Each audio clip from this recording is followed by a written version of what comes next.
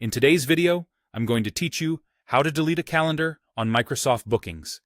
By the end, you'll know exactly how to remove a personal booking page safely and confidently and what to expect along the way. First, open your preferred web browser and search for Microsoft Bookings. Click the official Microsoft result to open the booking site. This keeps you on the secure, up-to-date version of the app. If you've bookmarked bookings in the past, feel free to use that instead. Next, sign in.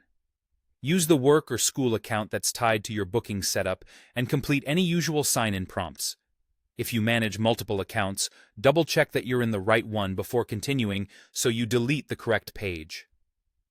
Once you're in, focus on personal booking pages. These are the individual booking pages that you control. Locate the specific booking page you want to delete. Take a moment to confirm you've selected the right one by reviewing its name or any identifying details you recognize. This quick pause helps prevent accidentally removing a page you still need. When you've found it, look to the right side of that booking page entry for the three-dot icon, sometimes called the More Options menu. If you don't see it at first glance, hover your mouse over the row and it should appear. Click those three dots to open the action menu for that page. From the menu, choose Delete. This is the action that removes the booking page and its public link so it can't accept new appointments.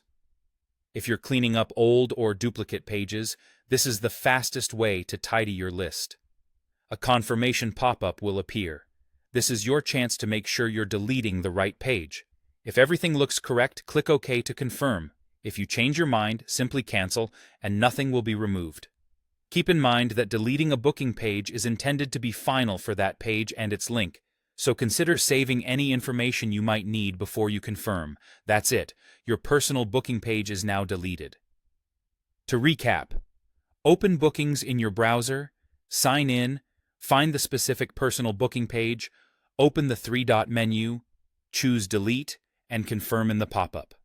If you need a new booking page later, you can always create one from scratch with the settings you prefer.